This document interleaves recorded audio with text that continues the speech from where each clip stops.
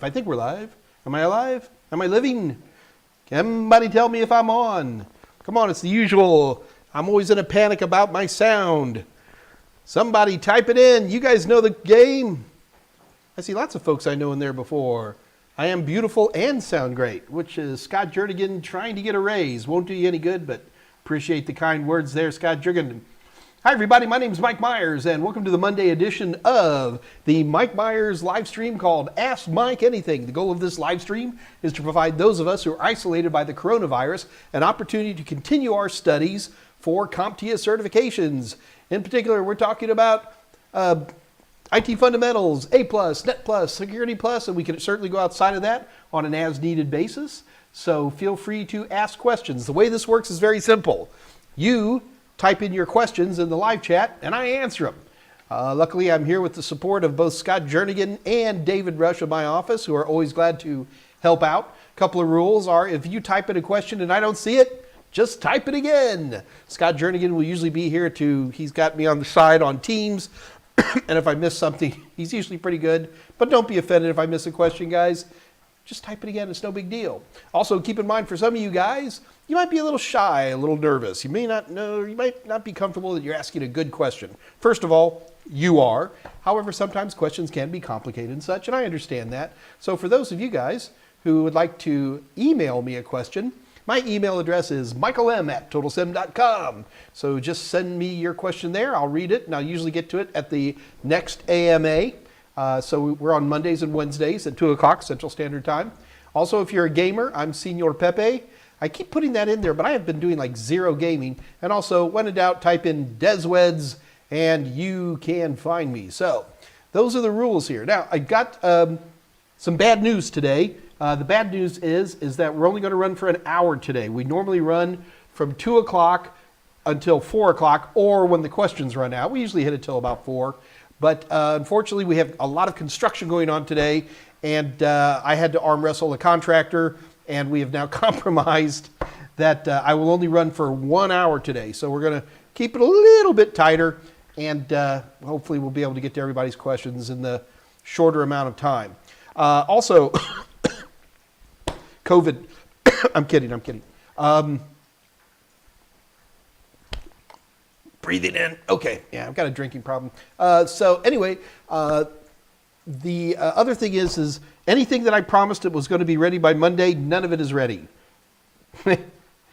It's like I told the IRS every year, I forgot. So anyway, I apologize on any of that stuff.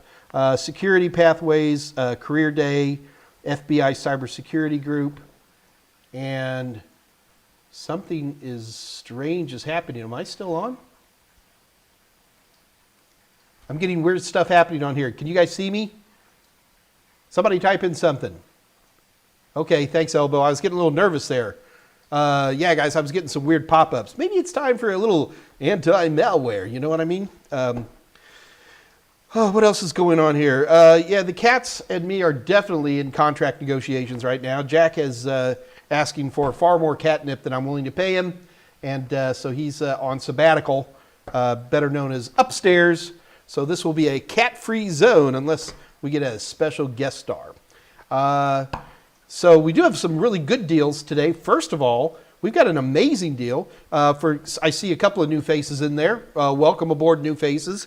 One of the things we usually offer discount prices. For some reason, the little elves over in the marketing department, aka Kathy Yale, is offering a 60% off. That's 60% off of our already incredibly low prices for practice questions.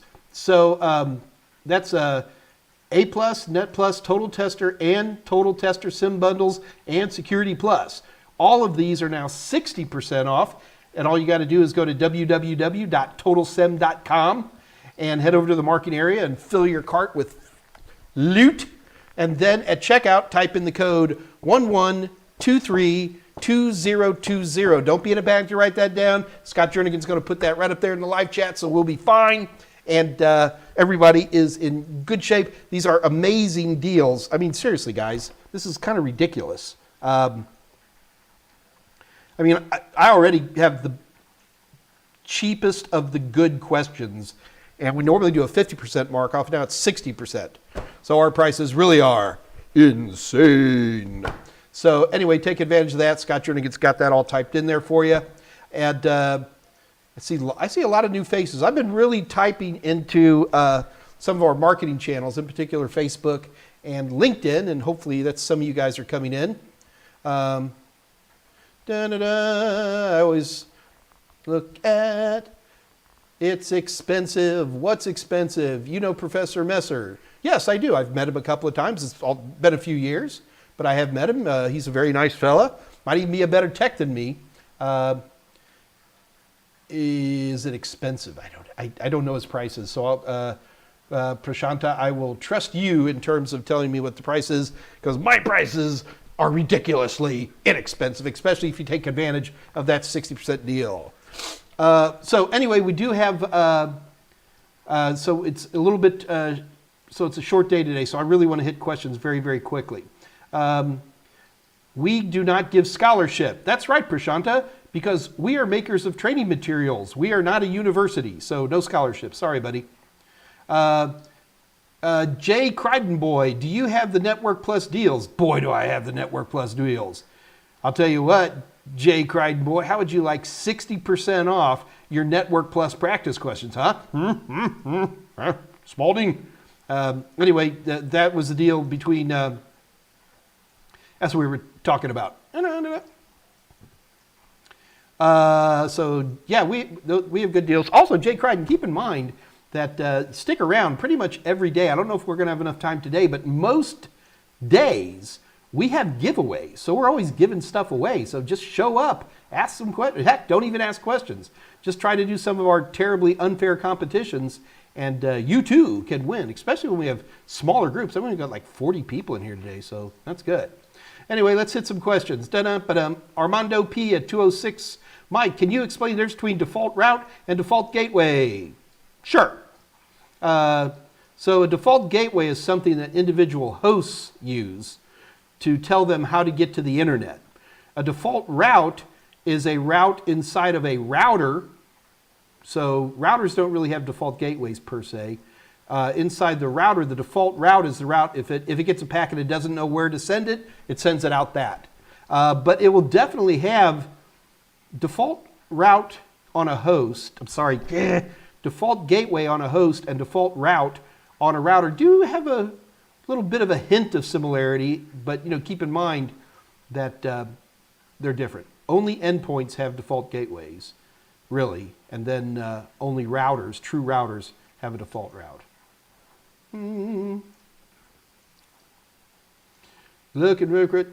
Do you like Metallica? Yes, I like Metallica. Connor Wellman, 207, Caddyshack, good catch. Alice Pozzi, you are terrifying me in your ability to show up early, man. That was good, especially because I know Alice is in Italy, so it's late, so you'd think she'd always be on the early side. It's all good. Does Pat use internal IPs to know whom it must forward the packets coming from an external server?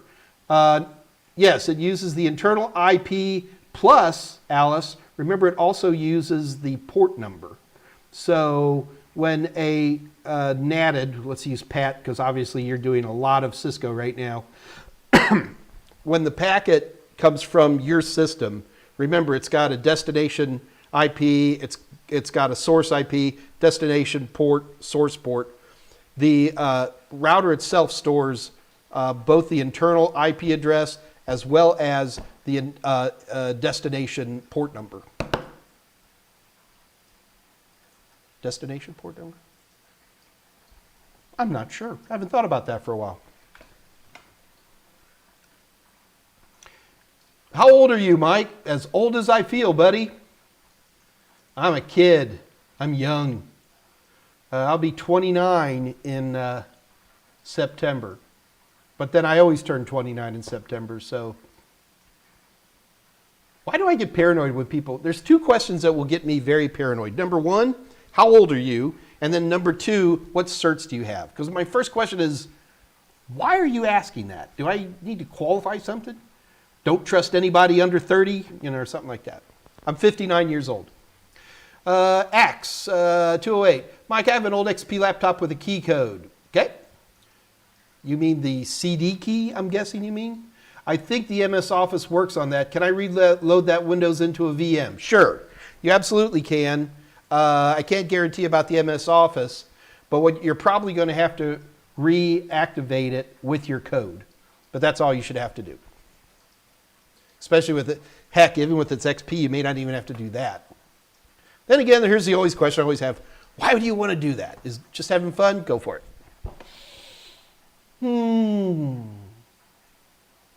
Mike should give class how to record videos to other instructors for other courses. I check videos for COISA and Linux Plus, not as good as you. Falak, there's only one Mike Meyers. Yeah. You can't be this pretty and this fun all in one package unless you're Michael Meyers. I'll tell you, that's just how it is. I am disappointed. I really wanted to see some cat show up. There are a couple of things burning in my brain right now. Number one, I think if you guys remember me talking last week about cloud computing and how frustrated I was with the quality of the instruction.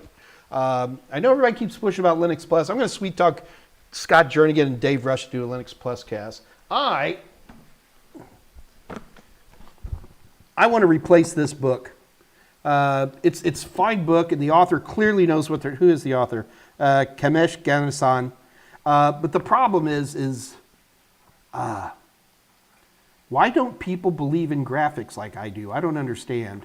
The book definitely covers the information, but after covering all the cloud stuff for Security Plus, which thank God I finally finished, I started looking at the training materials out there, and I was like, I would not want to learn about the cloud from these kind of folks. And I am very much looking at generating a cross-section of cloud materials. I'm working very closely with Amazon right now. I've actually reactivated my Amazon AWS account, and I've been playing with that quite a bit. And more importantly, I've been setting up, here I'm going to say it just for Scott Jernigan, my Azure account, and because I want to do it from the Microsoft side too. I think the world of cloud is horribly confused in terms of instruction, and I'm really, really taking a good hard look at that. So I do see a lot of new names here, which is great. I'm always glad to see new names.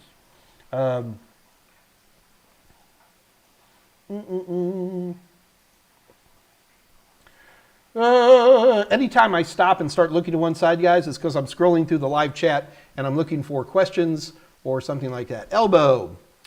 If NVMe drives use the PCIe interface protocol, why can't graphics cards use the same connector type? I don't see any reason why they couldn't. I think the one thing is that there's a connection limitation. Don't hold me onto this, all right?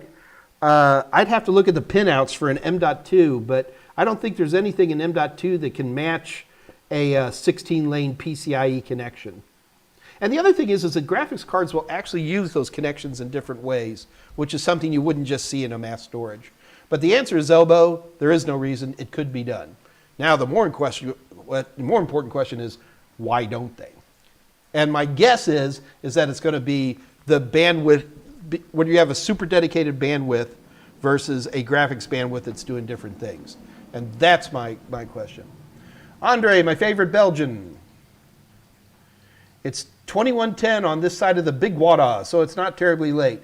Man, I got to tell you, as I get older, here you guys go. As I get older, man, it's 10 o'clock, I'm asleep these days. It's crazy. Man, I ran out to the, do you guys know what Costco is? Do they have those? Here in the States, we've got them. I don't know if they have them overseas. Huge discount warehouse stuff. Anyway, we're going to celebrate Thanksgiving here, all here in the United States. Thanksgiving coming up, third Thursday in November. And we don't do turkey, we do steaks. So we call it Steaksgiving. So anyway, while I'm there, anybody who's ever walked into a Costco, they have all these big screen TVs and electronics and IoT devices and all that. So I bought something. I am sick and tired of constantly losing my keys. So I bought this. Have you guys seen these? So I did some read up on it. It was interesting. Anyway, the idea behind these is that they're Bluetooth enabled, so they better be class 3. I want to go to 100 meters. Oh, it says 400 feet or 120 meters. Anyway, so you hook this onto your key ring, then you put up your phone and it beeps and honks and points at it or plays a tune. I don't know. I think I'm going to take the other one and I'm going to glue it to the bottom of my car because I can't tell you how many times I have lost my car in parking lots. It's embarrassing. Now, I've actually gone to the point where I've lost a car and I called the police to tell them that my car was stolen and to have this cop going, yeah. Okay, where were you? Yeah, so we'll see. I bought more stuff, but it's boring. Yeah, here, you want to see? There. Bought some toothbrushes. Meat, toothbrushes, and Bluetooth finder devices. People are obviously looking at my cart going, I also got some wine. Let's look for some questions here.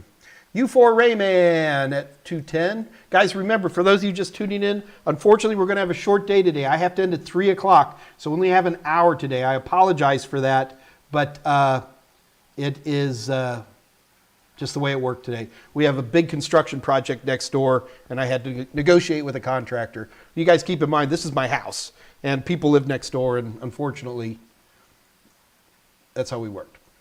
U4 Rayman, in many crossover cable examples online, the blue and browns are also crossed over. Is this correct even though they are the same position for A and B? Well, what do you mean by crossed over? Okay. If you were to take a look at a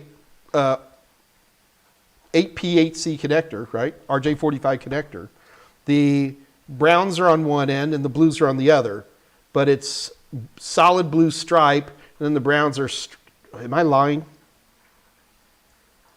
I am lying. Because the thing you got to remember, it's stripe, solid, stripe, solid, stripe, solid, stripe, solid. Stripe, solid, stripes. Yeah, it is. So the blues are split, and it's solid blue stripe, and then the browns are not split, and it's striped solid. But they're not crossed over. Those are, even in a crossover cable or a straight through cable, the blues and the browns never move. What makes it a crossover is this: on one end, you've got the orange on the end and the greens in the middle, and on the other end, you have the greens on the end and the oranges in the middle. That's what makes the crossover. Are you confusing the twists maybe is that what I was saying? So, in many crossover cable examples online, the blue and browns are also crossed over. If somebody's switching the blue and browns, then that would be a bad thing. The trick you got to remember is that on some versions of Ethernet, the blue and the browns don't carry any signal. But I mean, if you're on gigabit on up, they absolutely are carrying signal, and it wouldn't work. I mean, it would fail. Oh, you know what would happen? That's fascinating. I've never tried this. If I cross the blue and the browns, I would guess that the NIC and the switch would negotiate down to 100 base T. I'm guessing. Yeah, don't do that. Is this correct even though they're... No, the blue and the brown should never, ever, ever, ever switch. Ever. Hey, while I'm thinking about it, guys, remember, next week, we've got Robert Abernathy from Cyber Vista showing up. This is going to be very exciting stuff. Technically, Robin Abernathy is a competitor of mine, although I love her to death. She's a great lady, and we're going to be discussing the new Security Plus, which I know I've been telling you guys to stick to the old Security Plus, and I stand by that, but we should at least be aware of it and talk about it. The jump from the SY0501 to the SY0601 is, in my opinion, a very big jump, and it'll be an interesting discussion. Plus, Robert Abernathy knows literally everything there is to know about certification, and you guys can hit her with some crazy questions, and she'll be like, oh yeah. Also, she's cute as a button and has an Alabama accent that just makes me melt. She's happily married with kids. Forget about it. That's going to be next week. This time next week. It should be fun. Da, da, da, da.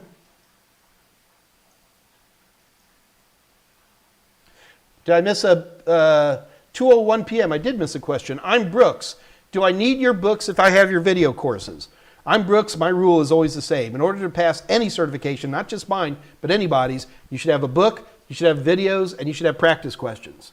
Now, can you pass with just a video? Sure. Can you pass with just a book? Sure. Can you pass without practice questions? Doubt it. Really doubt it. If you were going to buy one thing and not buy anything else, at least buy practice questions. You need to have that, get used to the rigor of it. My practice questions actually mimic the look and feel of actual CompTIA exams, and some people find that extremely helpful, so something for you to keep in mind for yourself. Do you absolutely have to have one? It's really up to you. I think people should. Yes, Alex, I know that Pat is a Net Plus, but thank you for reminding me. I forget these things. In what age do you get your first certificate? For me, it would have been the Mesozoic age. I was riding my giant sloth when I got one. My first certification, gee, Benize. When did I get my first Microsoft cert? 92, 93? I forget. I don't want to, that could be a lie. Sam Showalter, does Total Seminars have a course on PowerShell? No. We don't. We certainly cover PowerShell in our A+ course, which is because it's on the A+. But Sam, I mean, our goal normally is to provide certification training, not just generic training like that. So, I don't know, but you're making me think. You're making me think, Sam.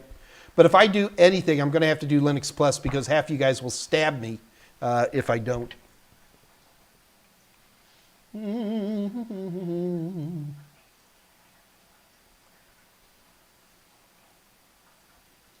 Don't cross the streams. Important safety tip, Egon.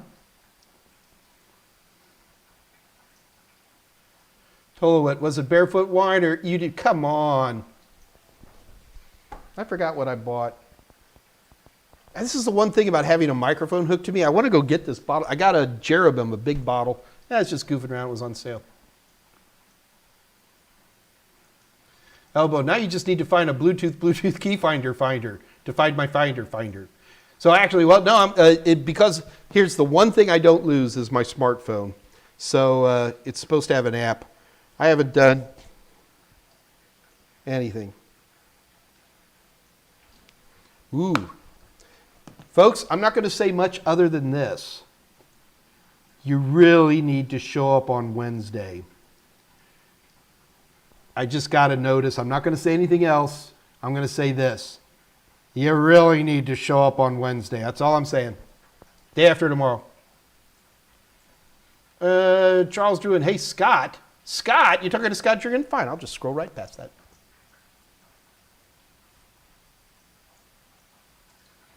Love Costco. Just bought a TV from there. I got to tell you, some of these Samsung QLED TVs that are being sold at Costco are ridiculously cheap.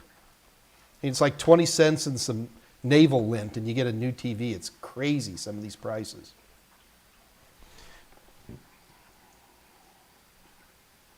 Sunny and Mango, 2:19 p.m. Man, time is flying. What would be a first job or start job for people with Network Plus or Security Plus to get in the IT field? I'm studying your Network Plus and Security Plus lessons. Sunny and Mango, you really, if you haven't already, about maybe 2 months ago, we had Jessica Dickerson on, who's a project manager and has done a lot of work with cloud security companies. And she made a big pitch on entry-level IT security. And you really need to watch that video. Jessica talks about a lot of the resources and places you can go for entry-level IT security jobs. Now, I need to warn you, they're not fun jobs. You're going to be working from midnight till 8 in the morning. I always liked night shifts. Swing shift was the one that always got me when you had to work from 4 to midnight. Because if you work from 4 to midnight, it's midnight, so you can kind of go, well, it's a late night. So you treat it like you have normal work hours. But I'll tell you, when you work from midnight to 8 in the morning, your gears shift. I always liked working from midnight till 8 in the morning because it was 8 in the morning and I'm done for the day. I was also 20 years old, and I didn't need things called, sleep.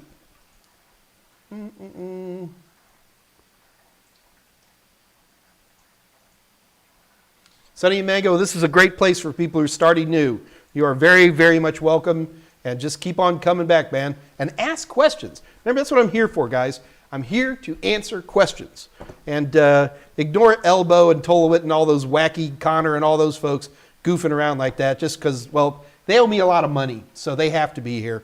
But you're here for asking questions. Alice Potsy, in a partially meshed network, how do you choose the node that will connect the solitary node to the rest of the network?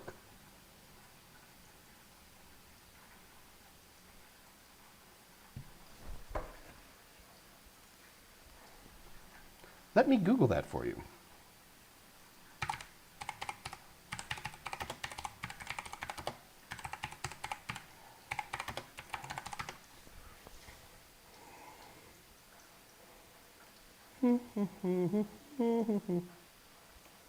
I've never even heard the term solitary node.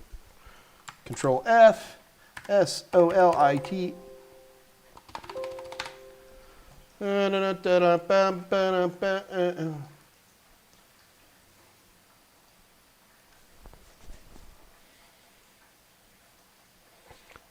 So I typed in partially meshed solitary, and let me make sure I wrote it the way you said it, Alice. Solitary node. I typed in partially meshed solitary node. I got something from Cisco, which was a generic discussion of partial mesh. And then my next choice, Alice, my next option was solitary lung. Oh, that's my term, not an IT term. Oh, okay. Sorry, Alice.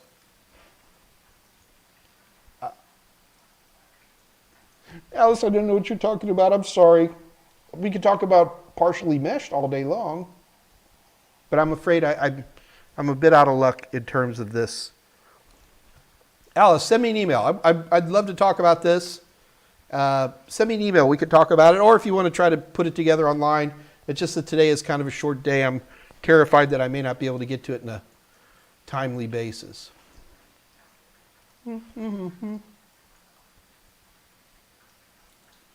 X, buying a new TV is easy. Getting Waste Management to pick up your old electronics is impossible. That's why you put it in the bag around all your regular trash. I just want to hear Scott Jernigan scream. No? Okay. No fun.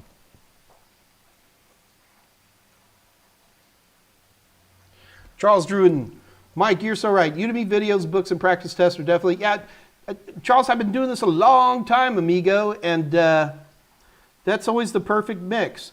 I mean, if you're not a book reader, then you could probably get away with just the videos. Or if you don't like watching videos, you could probably get away with a book. I mean, if you want to, it's like, how can I get all of these certifications for free without studying? You know what I mean? It's always there's a cost, right? But to me, it's, but you got to have the practice questions. There's just a way to get around that. DJJ Gamer, how can I, this is 226. How can I get a deeper understanding of the Core 2 for A+? By asking questions here. That's why we're here. Ask me some questions. And don't, how can I get a deeper understanding? DJJ Gamer, do me a favor. Pick a topic in the 1002 objectives and we can talk about it. Or, develop this question. Because what you're asking me is a 25,000 foot question, and I want to help. I'd like to help, but you get a deeper understanding by watching videos, by reading good books, and by doing practice questions. That's really the secret.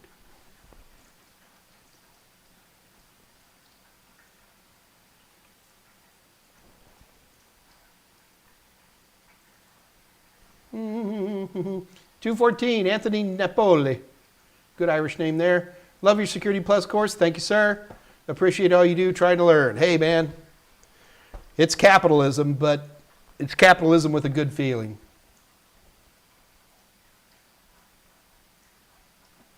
U4 Rayman. When you trunk two switches together using one cable, Can you also configure the switches to be stacked and it'll just work over the same cable? When you trunk two switches together using one cable, no problem there. Can you also configure the switches to be stacked and it'll just work over the same cable? I don't,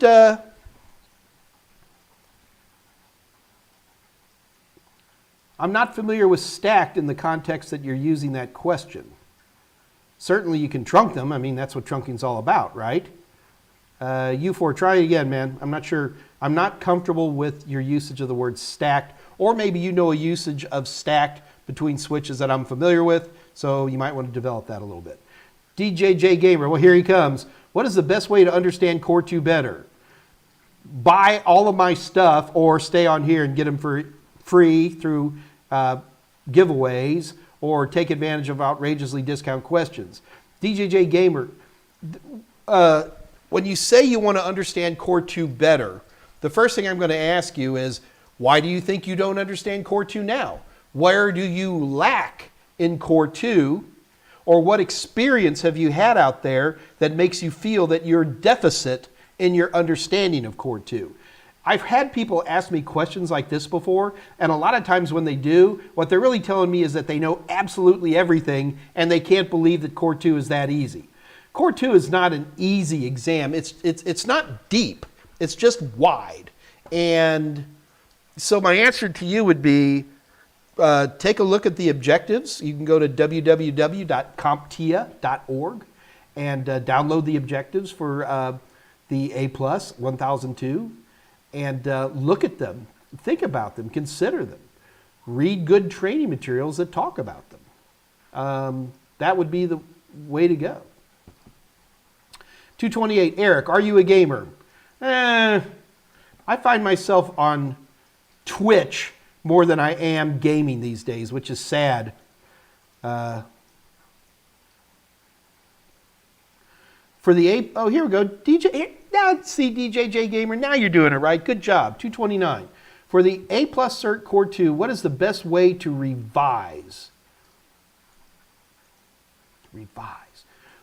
DJJ Gamer, what you need to do is start getting practice questions.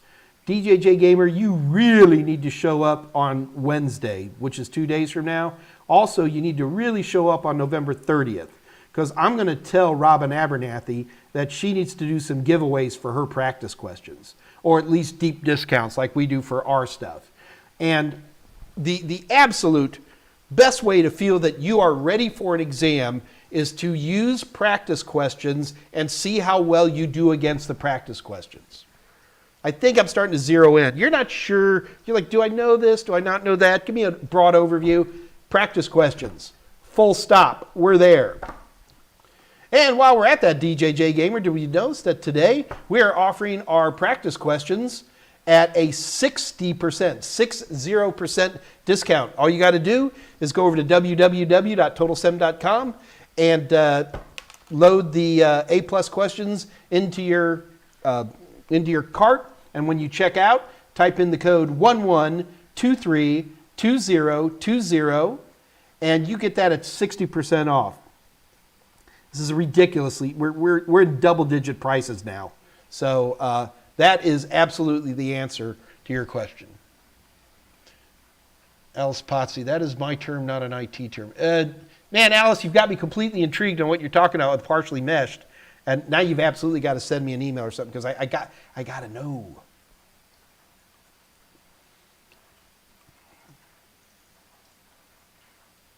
I'm Brooks. What is a bad mask for certain addresses? I'm getting this. Oh, Pat, yeah, this is a Cisco thing. You're probably applying an IP address, and then you do the mask, right? So when you're in iOS, when you do, I don't remember the iOS code anymore. You know, you get to your you get to your router port, not the switch port, the router port, and then you apply it says IP address. You're typing in a crappy IP address, almost certainly, or you're typing in an invalid subnet address. Remember, when you're typing in an IP address, it's not a network ID. I've done it myself, where you type in, 192.168.4.0.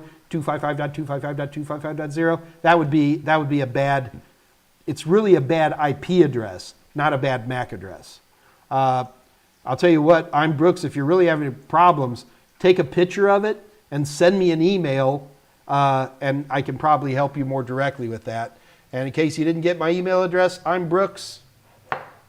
That's my email right there. I'll bet a nickel you're just making a simple typo, because with iOS it's really easy to make simple typos that's creating confusion. You're typing in the IP address wrong. But Mike, you're typing in the IP address. Yeah, but Mike, I don't care. You're probably typing in the IP address wrong. Especially when I run into problems and when I run into a problem in anything, anything in life, and I know I've done everything right, and I'm still getting this, the first thing I'm going to check is my own idiocy. And I do what's called the triple check. It's like, okay, here we go. From the top, number one, did I brush my teeth? You know what I mean? And so I'm Brooks, you got to give it the triple check, because you're making a simple typo. You can have problems if you're using a terminal program like Putty. Don't forget it's very easy to put weird characters in that aren't supposed to be there. So there's lots of little stuff like this. It's not a complicated problem. You're typing in a bad IP address, or maybe you're typing in the wrong subnet mask, especially if you're using CIDR rules. It's surprisingly easy to do that.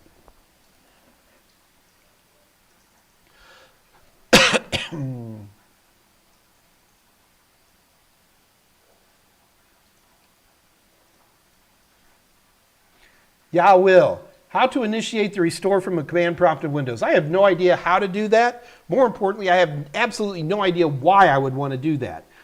All you have to do is to do a restore in Windows is either have your original Windows installation media, or hopefully you've made a system disk and you just plug it in and boot to that.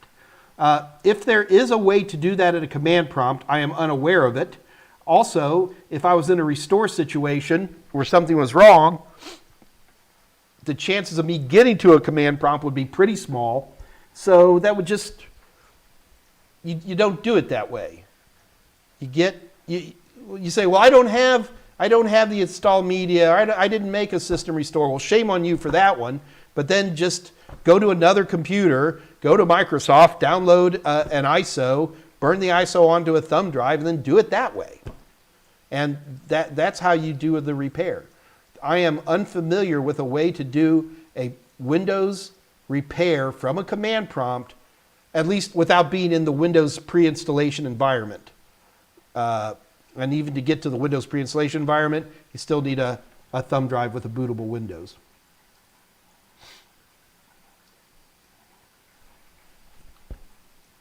E. White, I wish I could learn through osmosis. E. White, you can. So what you need to do is take any of my books, okay? And before you go to bed, I want you to take the book and go like this.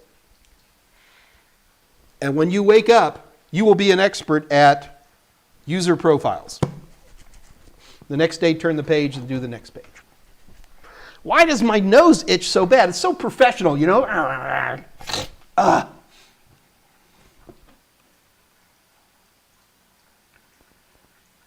Mandy DeCook.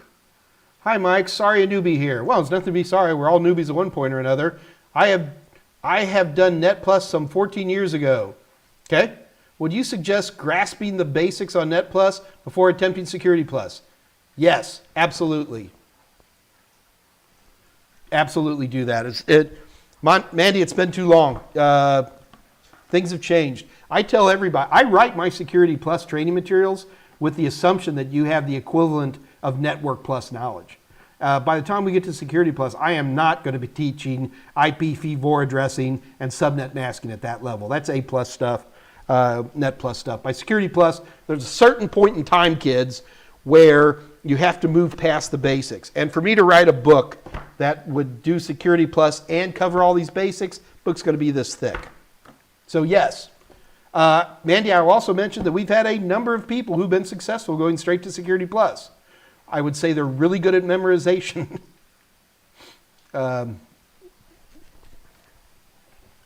DJJ Gamer, look at you. Nice. You're doing good. Mostly partitioning hard drives and Soho router config.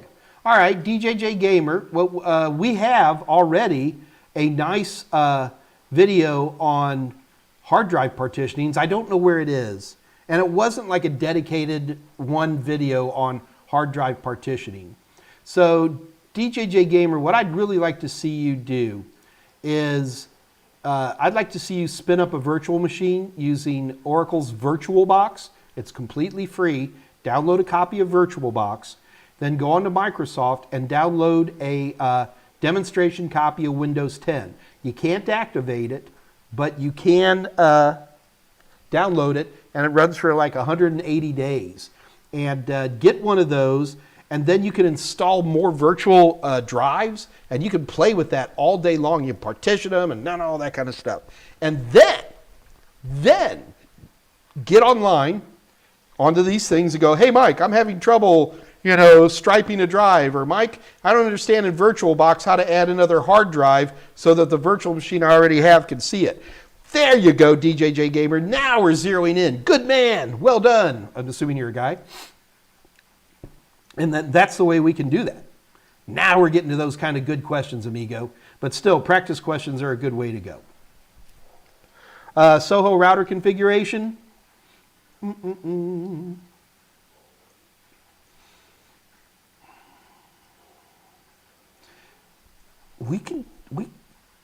All right, here, DJJ Gamer, you guys ready? I'm going to ask a question. You guys ready? Here we go. How many of you guys would like to do a generic Soho router configuration day on here? So type in yes if you're interested. Equally type in no if you're not interested. How many of you guys would be interested in me doing we'll just set up a Soho router and like take it from soup to nuts? I got 2 people, Mark Wheeler and DJJ Gamer. Okay, Josh. Alice, really? Come on, you're like my ringer. Really? Okay, fine. I can set that one up pretty quick, kids. I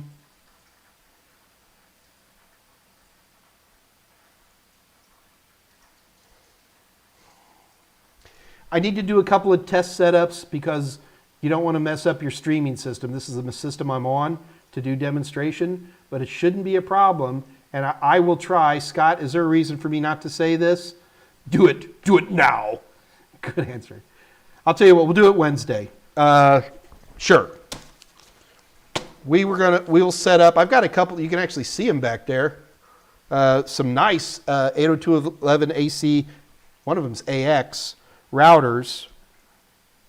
And we'll just do a generic soup to nuts router setup. We'll start at the beginning and work our way through some of the configuration. I'm going to warn you right now, we will go beyond what Net Plus or A Plus would ever ask you. Security Plus doesn't really ask these kind of questions. Scott, am I screwing up? All right. You got it, kids. Wednesday is configuring a router from soup to nuts. Scott Jernigan says, Carrie Holzman's in. Carrie, why don't you answer my calls? I keep calling. You never answer. What's up? Carrie, you and I got to get together and jump on each other's live streams and talk. You are cordially invited to mine, as I assume I am to yours, sir. So I'm going to put this up just for Carrie. Carrie, here's my email address. I could have swore you had my phone number, dude. But do me a favor, just send me an email and say, let's work this out. I am here to help folks out. And Carrie, I know you are too. So let's get together and help these guys get certified. Wednesday for Soho router configuration. Did I really promise that? The problem is I don't want to lose my live stream, right? So how do I jack with a router? I know how to do it. I can do it. Not a problem. Andre, why does my nose itch? I don't know, because God has a sense of humor, and I don't have any hair on my head, and it's all coming out of my nose and my back. Yeah, chicks dig me, man. There you are, dude.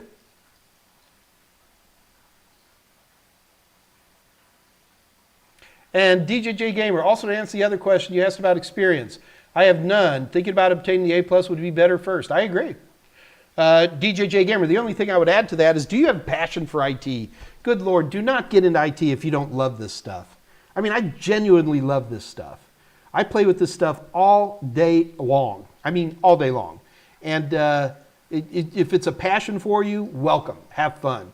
If it's a good way to make money, go be a plumber. Plumbers make more money than we do, certainly at first.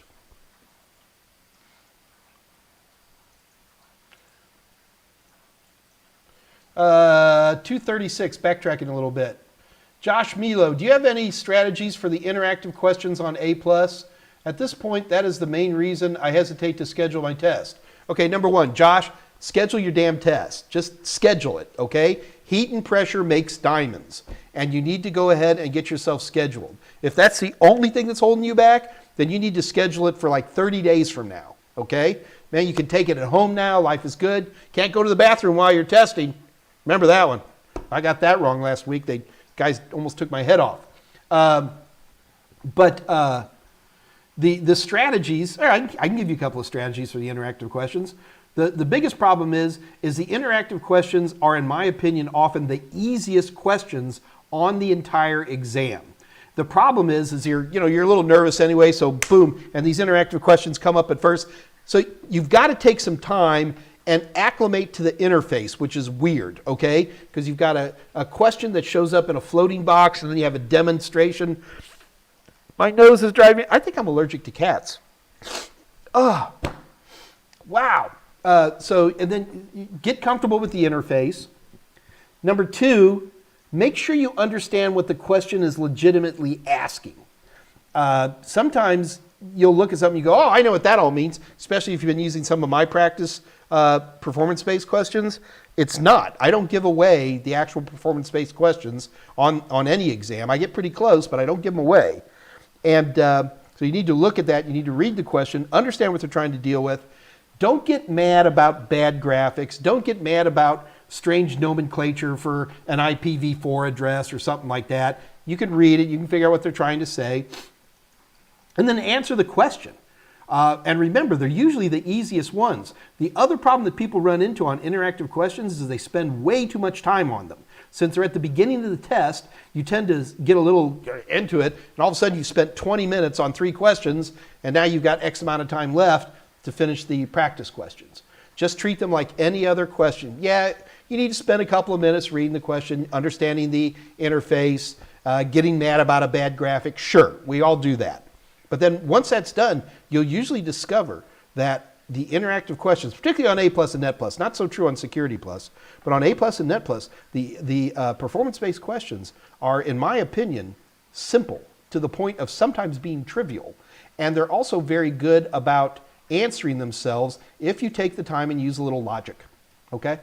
I think that's all I can say on that without CompTIA smiting me from a distance.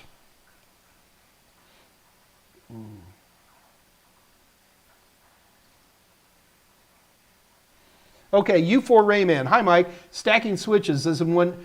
Oh, okay. Now, thank you, U4. Thank you for correcting it. You absolutely can use the trunking cable. In fact, that's the only way I know how to do it. The only way well, I guess you could run individual cables, but good God, why do that? No, the only way I know how to do a management interface on switches is I plug into the management interface on one of the switches, and if they're all the same brand, like they all have to be Cisco, for example, they'll take care of all that stuff auto-magically. So the answer to your question is, you sure can. Go ahead and do it. And you don't even have to use a management interface. If you don't want to, you can just plug in normally. Usually you have to be on VLAN 1, which is going to be your management VLAN, and it just works. It's really pretty straightforward.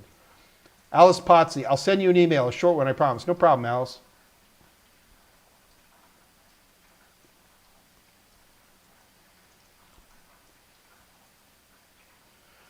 Scott Jernigan, Mike equals typo king. Did I make a typo someplace?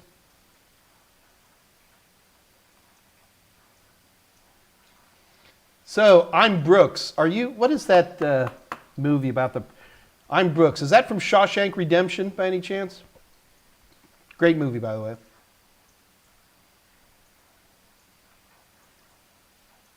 Scott Jernigan. I should post some raw chapters to Discord so you know. Aw, poor Scott Jernigan. He knows how to dot the I's and cross the T's. It's hard to have a boss like me, guys. Trust me. That's why Scott Jernigan's always like, "Grr." I have made reference to typos. Oh, I'm always making reference to typos. I look at typos like a handcrafted purse. You know, the little scratches that show that it is handcrafted from a true master craftsman's hand. How's that for BS, Scott? Okay, yeah. Ken G, what is the link for Discord? I guess I should mention that. We only have 9 minutes left. Guys, we don't, but my friend Jose Draven, has made a Discord channel called the Unofficial Mike Meyers Discord channel. It is not affiliated with Total Seminars or me. So it's a little bit not PC, but it is a place for people to get together and to work together to get certifications passed. It's not always populated all the time, but people do answer questions that are posted there. So if Scott Jernigan hasn't already done that, would you be, Scott, would you be kind enough to put that post up to the Discord channel? Again, I have no control what goes on over there. You're going to have to talk to Jose, but he's on there all the time. Great guy. Anthony Napoli, is it worth getting Net Plus if I have CCNA? Anthony, that's a tough question. I feel that the CCNA and the Net Plus have about a 90% overlap. In terms of getting a job, if you have a CCNA, that will probably trump a Net Plus. My fear, and the only thing I would say why you should get a Net Plus, is that if you take a purely Cisco path, you're going to learn about everything from a Cisco point of view. And if you want to be a Cisco head, that's a good thing. There's nothing wrong with that. But if you were then to move towards Microsoft or wireless or database support or things like that, and then you went back, you would often find yourself butting up against a lot of terminology that Cisco uses that is unique to Cisco and is not necessarily indicative of a particular protocol or application. In other words, DHCP looks a lot differenter than just what Cisco shows you. So that's my best answer.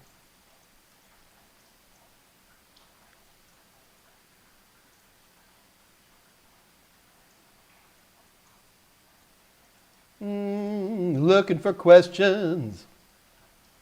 Scott Jernigan is saying, yeah, okay, Wednesday we're going to do Soho router. Great, because I got nothing else to do but get those routers strapped up. I don't mind. I'm glad to do it. That's why I make the big bucks.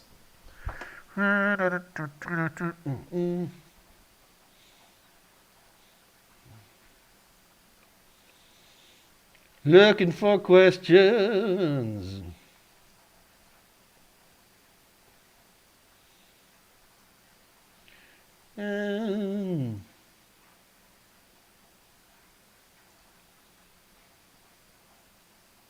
So Mandy, I'm reading 244. I've been in the security field for a few years. Is lack of certification, and I'm actually very curious, I'm assuming you have X number of years of paid experience, professional experience in the world. Are people asking, you're looking for new jobs or new angles or new positions, are people straight up asking for certification? There is a big group of people out there who are wildly experienced, 10, 15 years of experience, and they're like, Mike, I don't need any certifications. And I'm like, right, you don't, because you've got a frickin' resume as long as my arm, and you can prove in a technical interview you have the skill sets. As I always tell people, certifications are never going to give you a job, okay? They're not. Certifications get your name at the top of a stack of resumes. Certification gives you a badge that an interviewer can look at you and say, I have some confidence they have some base amount of skills. I get terrified, and Mandy, this is not you, definitely not you, but I get people who come onto these on these live stream, and they're like, well, I need to get this cert and this cert and this cert and this cert, and then I'll get a job. And I'm like, no. Go to work.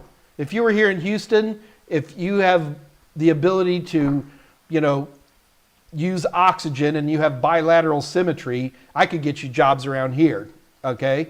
Paying $17, $18 an hour for starters because of demand. And nobody asks for a certification. Certifications is what moves you forward. It doesn't automatically open a door for you.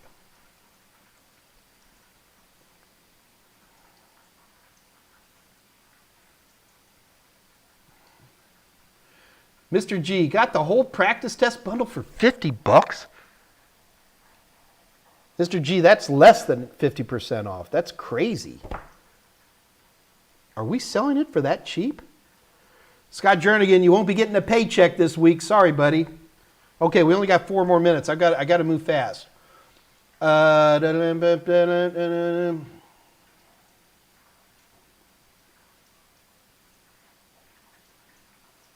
X. I hate to throw out a competitor on here, but Jason Dion. Dude, it is always a good idea. If you can afford it, to get 2 different sources is always an amazing idea. I have no problem. Jason Dion seems to be, it's 60% off. Thank you, Scott. Jason Dion's great product. I got nothing wrong with it. I'm better, but it's good stuff. Ben Nana. Where have you been, young man? Do I have courses on that already? I'm not sure what that is. Coolman 1209. Is A plus Core 2 is easier than Core 1? Most people say it's not. I think it is, but most people feel that Core 1 is easier than Core 2. But when they say easier, we're not talking, dramatically, maybe 5 or 10% easier or harder. And it's such a relative thing anyway. Coolman 1209, don't panic, just do it, buddy. 1250. Orange Yoshi, are those drums in the background? Yes, I play drums. I do Middle Eastern drumming. Keeps me off the street at night. Man, they're all talking to you, Scott. I need a VPN. Oh, guys, we're really running short on time today. I am so sorry. I can literally hear the contractors starting to wind up again. Chad Wider, are duplicate MAC addresses still a problem if they are on different broadcast domains, IP networks? Yes, they will literally stop things from working. The nice thing is most NICs, if you go into Device Manager, you can spoof a new MAC address in there and get around it. But no, absolutely, Chad. Remember, just because we have TCP/IP, it's still running on top of Ethernet. So within the broadcast domain itself, you must have unique MAC addresses. Guys, since we have such short amount of time, I'm just scanning through it. I actually want to get legit straight up questions. Zaid Keys. Thank you for, you're very welcome, Zaid. Or Zade. Luis Guzmanez. How much time should I study for the CompTIA A+ certification exam? Well, Luis, if you were using my study materials, we have a metric at the beginning of all my books that help you break down how much time you should spend. Usually it's about 140 to 220 hours, depending on the person. Tolowit, besides the company's desire to make you buy a new GPU more, is there a reason that the RAM on GPU is soldered rather than slotted for upgrade? No, Tolowit, you nailed. Well, actually, soldering creates a much better signal connection than slotted in general, and also because there is no path or zeitgeist for upgrading RAM, nor is there much of a motivation to add RAM to video cards because they tend to be closely tied to the maximum of what that particular card can handle anyway. Thomas Robinson, Ed Mike, what do you think about the new Xbox? I do not speak consoles. My game console is called a full-blown PC with a good video card. Now, I am definitely a PC overlord. Sorry, Thomas. I don't do that stuff. But Thomas, you should head over to the Discord channel and check it out. Okay, guys, I am so sorry that I have run out of time. Okay, so Wednesday we're going to be doing a general home router setup from the beginning up to a basic setup. We're going to be talking about all that stuff. Also remember, next week we have got Who's coming? I went blank. Robin Abernathy from Cyber Vista is going to be coming up. If there were any other questions that I may have missed, I apologize. I'm probably going to jump on the Discord channel after this. I'm going to need a few minutes, probably about 10, 20 minutes. I'll be on. If you guys want to talk about anything there, I'm going to pop in. Turn your cameras on because I'm going to be on the on the video chat. But feel free, if you don't want to, you can do that too. Other than that, I'm going to see you guys on Wednesday when we have fun setting up some routers. So until this Wednesday, this is your Uncle Mike saying good night. Good night.